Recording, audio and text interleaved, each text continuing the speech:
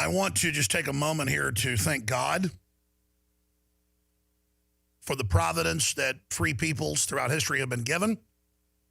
And I want to thank God for the gift of consciousness and being alive on this planet.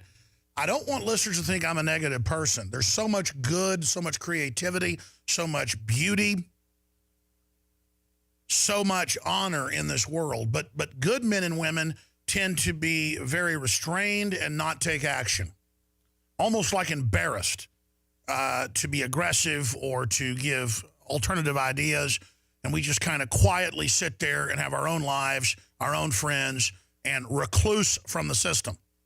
If we do that, we're going to lose everything because, as I ended the last segment, this tyranny we face is not like the Romans, for all their barbarous problems, conquering an area and bringing aqueducts and science and overall improving life generally. You could argue that being conquered by the Romans, if you were saying what's modern Switzerland today, turned out to be a good thing. In some cases, they weren't consciously trying to destroy everything, is the point. They were very abusive, very tyrannical. I'm not endorsing Roman civilization. You look at the elites we have today, they instinctively are just very twisted people. The ideology is anti-family, anti-stability. Why would our government fund ISIS to take over the Middle East and destabilize things and kill every Christian they find and blow up every church they find? I mean, our government's had some problems in the past, but I guarantee you Ronald Reagan wouldn't do that. I guarantee you John F. Kennedy wouldn't do that, or Dwight D. Eisenhower. I mean, I don't romanticize these people, but we truly have new levels of corruption. The boss hogs that ran this country, LBJ, as corrupt as he was, would have never signed on to a TPP waiving Congress's power. They were territorial. This was their country they were running. So we have traitors in our midst. And I agree with Lord Monckton. They think they've got full control now of the major nation states. And it's why they're just moving at warp speed right now. And their operatives are activating everywhere. I know Lord Monckton's a Catholic. I have a lot of Catholic friends. I don't get into the whole Catholic or Protestant fight. I'm just a Christian. But this new Pope activating and saying we need global government for, you know, the carbon taxes. I mean, I don't know what they got on him or what's going on, but that's got to be decried. People are really showing which side they're on right now. This is the big move. And, I mean, there's the headline. Pope Francis calls for new system of global government to tackle climate change. That's not an Infowars.com headline. That's in Time Magazine, Newsweek, the BBC. I mean, Lord Monckton, how do you square this? What has happened here is that Pope Francis was brought up in the communist tradition of what's called liberation theology, which came out of the French universities, like so many other bad ideas, and it was taken back to Latin America by students for the priesthood who'd gone to study for university degrees in France. And of course, one of those was Pope Francis. So he is an anti-capitalist through and through. He realizes the power of this environmental issue in two directions. One, as a way of rallying his fellow communists everywhere, and the other, as a way of getting himself to the high table. He's going to go to the UN and address the General Assembly, and they're going to cheer him to the echo because, of course, the UN, just like the EU, uses the climate as an excuse to gather more powers to itself. Now, the Pope wants to be part of that. And so what he's doing is repositioning the church as an entity which no longer opposes communism. Now, instead, it opposes capitalism. And this is really, I think, a mistake.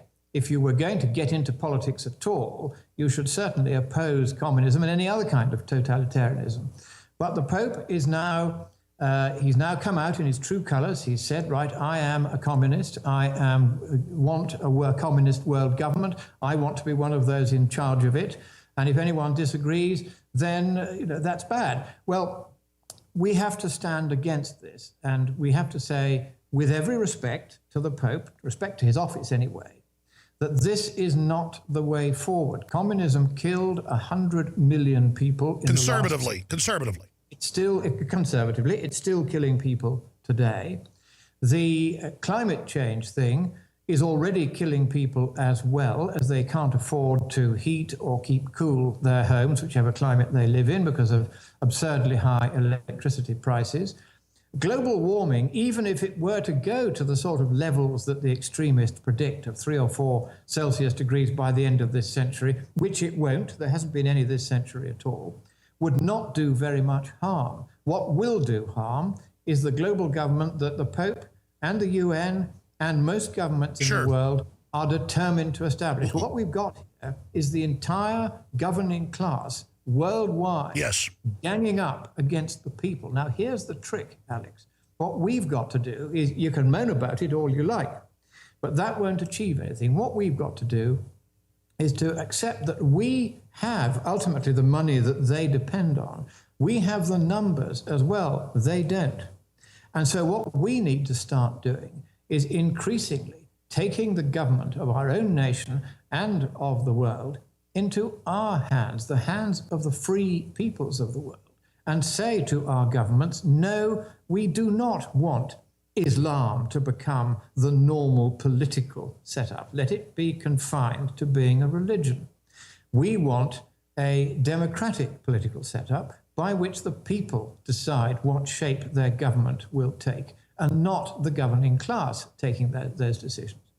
And this is why I was talking earlier of the idea of establishing. And I want to get to that, but since you raised that point, the head, what you're mentioning, the head of EU security came out 3 days ago in a speech and also in an article and said we should have Islam as the political governing system, basically. So first they removed Christianity from society, even though it wasn't governing, it was an idea that helped guide things, kind of like streetlights at night. Now they're saying we should be absorbed by Islam. Why is there a suicidal bent by the leftist in Western civilization? They rule it. They've taken it over. It's the engine of prosperity. Is there such an instinctive hatred of it that they have to execute it as some act of galactic vandalism, A? And then B, Lord Monk. You have to understand one thing about the left, which is absolutely crucial to understand. And that is that the left's ambition is to keep the poor poor because the poor, stupidly, vote left. The capitalist's ambition, the freedom-loving libertarian's ambition, is to make everybody rich so that they won't vote left. That's the fundamental divide in politics. The totalitarians want to keep people poor so that they can push them around. But we will make people rich. It always works if they just get out of our way. They don't want to do that. They want to run everything. Fingertip control. The very word totalitarian means they want to control every tiny last little detail of our lives, down to the last flickering, unreadable by poison-filled mercury light bulb. That's how they are. They cannot bear the idea of allowing people to take decisions for themselves. And the one thing that they are frightened of is people who are independent enough to do that. That's right. So if we, for instance, set up our own currency, if we set up our own parallel people's united democracies, forget the United Nations, let's have the united democracies, and let's start setting up a complete parallel set of global institutions that are governed not by the governing class, but by the votes of the people who wish to participate. And the left will find that very hard to take over because as long as we keep it democratic, they can't stop us. That's right. Explain a little bit about how the UN and these other bodies are totalitarian, because they always put provisos in, like Article 30 of the UN Charter, that says all these rights are null and void whenever we feel like it. But let's go back to a question I didn't quite get out to you. So for 30 years, they've said, you're wrong. There's no move towards covert global socialist communist government. For 20 years, they've told me I'm wrong. For 30-something years, they've told Ron Paul he's wrong. For 50 years, they told Barry Goldwater he was wrong. Now this covert plan is in the headlines. I had Nightline here 4 years ago. I had CBS Nightly News here 2 years ago. I don't even take the interviews anymore because they always distort them. And they look at me and I show them all these articles, all these clips of world leaders, Gordon Brown, you name it, calling for global government, Herman von Rompuy, Bill Clinton, and they looked at me and they said, that's a different global government than you're talking about, and then went on to say I was insane on television. So how do they square There is no world government. Al Gore was in Congress, as you know, 8 years ago and said there is no move for a carbon tax, and then proposed it a year later. What is this tactic of saying 2 + 2 = 5, raising debt limit doesn't raise debt limit? If we've been exposing global governments coming, it's bad, it's totalitarian, they deny it, now it's here. How do they then not become discredited? How do they just make this shift, and why are they making the shift? 3 words, Ion Mihai Pacepa. Now, he was the head of the Securitate, which was the secret police in Ceausescu's communist Romania about 30 years ago. Now, he was part of the largest directorate of the KGB, which was known as the Desinformația Directorate, the Disinformation Directorate. That directorate had 1 million Western communists who were not known to be communists, not known to be working with the KGB, who were in the West, beavering away in the BBC, in the CBC, in the NBC, in the ABC, all the big TV networks, all the big newspapers, all the big industries, all the big trade unions, all the big churches. They were everywhere, making sure that when the moment came, and the moment has now come, oh, good God, every one of these institutions would already have been taken over by communists. And let's use this word communist rather more freely than we have in the past, because that's what it is. After the McCarthy era, it was kind of not fashionable to use the word communist. But now that's the word we have to use. These are Marxists. These are people who wish to control us. And we do not wish to be controlled by them. They, unfortunately, control the overwhelming majority of the news media, which is why your program exists, Alex. There'd be no need for it if the news media were doing their job.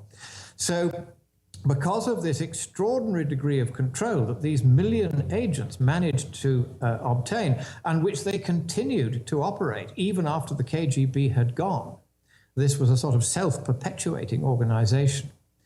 Effectively, we, on the free market end of things, didn't organize. We didn't organize in the same way. Well, it was more disinformation that they completely fell. They did fall because the engine failed, but by then they'd already metastasized other cancers into us, and now they're manifesting. They'd already quietly taken over our major institutions. The BBC is a very good example. And they are at war with families and wealth, and they admit Cloward and Piven. They want everybody poor so the Commissars can sit around at their duchies like kings over us. This is the new royalty. This is the new French Revolution. That's it. It's an aristocracy of blackguards. It's exactly what they've been planning all along. And this is a huge attack by the governing class, which is now largely left-wing, on the people. And the people are going to have to get organized in various ways. And Alex, you're going to be a very important part of this, because we're literally going to have to establish a resistance movement, just like the French resistance, because that's the kind of regime we're going to end up with. You're right. If this carries on. Already they are more and more openly and more frequently demanding that the likes of me, who dare to do scientific research and publish papers in leading scientific journals, raising questions about their new religion of global warming, be arrested. They're increasingly saying we must be tried, imprisoned, and executed. Well, that's right. They've now changed their tone. In the last month, there's been 5 articles I've seen seriously saying, shut me off the air and I'm dangerous. And they never used to talk like that. I mean, they're very naked now. And I agree. I believe they're about to make their move. They're naked because they think they're very near to power. They think that Paris is going to do it for them. And at the moment, that's right, because we have governments who are intellectually enfeebled. I mean, people like David Cameron, he's a smooth operator, but he doesn't really believe anything or know anything or understand, because he wasn't from that generation that you and I were. We had to fight the communists to eventually prevail over them. He didn't have to do that. So he thinks he can sit back and be part of this world government, and somehow it will be a capitalist government on the night. Well, no, it won't. It will be another totalitarian government, somewhere between fascism and corporatism and communism. And if we don't stop it, it will take control over every detail of our lives. Already they're fiddling the data, fiddling the temperature records, fiddling everything, so as to try to pretend that what they now perfectly well know isn't happening with the climate is happening, because without they've already done it. They don't call it warming, they call it climate change. Promise us you'll come on from Paris. I'm tempted to go to Paris and Greece next month to cover all this. In fact, I'm looking at it, doing it right now. But thank you so much, Lord Monckton. Give us your website. It's been a pleasure. Go to scienceandpublicpolicy.org. That's the best one to go to. Or whatsupwiththat.com, WATTS, upwiththat.com. Either of those, you'll find plenty of material from me on the climate question. So God bless you, Alex, and God bless America. Thank you very much, sir. Well, he's never minced words before, but that was his strongest words. And that's not rhetoric. Global totalitarianism, it's on. Fascist on top, communist on the bottom, because the globalists are exempt from the communist hell they'll put over the nation states. Diplomatic and political immunity. The new royalty. We are in big trouble. Big trouble. And we're going to have to mobilize. I mean, they want revolution against the police to start a civil war. Communist playbook all the way.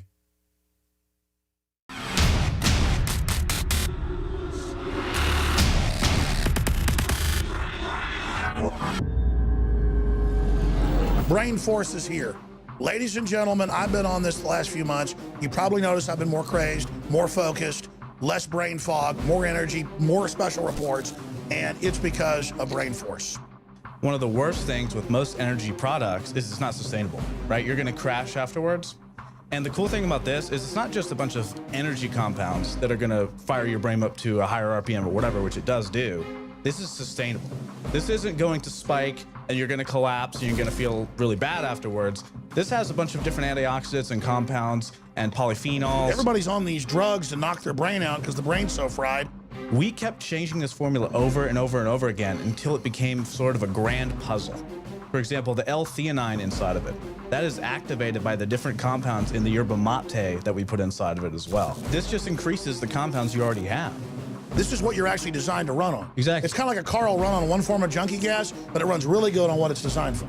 And that's the principle of InfoWars Life, as far as I understand, that you've always had, is that it's not about synthetic chemicals and forcing actions. It's about letting your body do its own thing and giving your body the tools it needs to create these different compounds that are super valuable and super beneficial. We've all been dumbed down, whether we know it or not.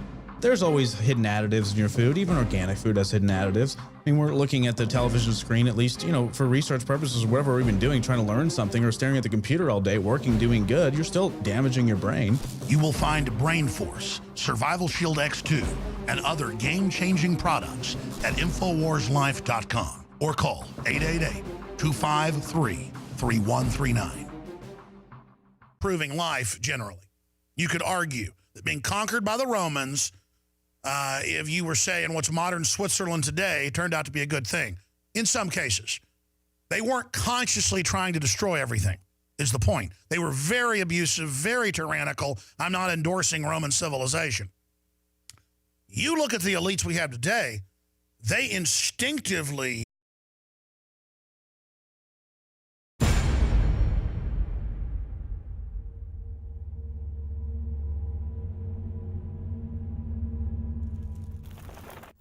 I want to just take a moment here to thank God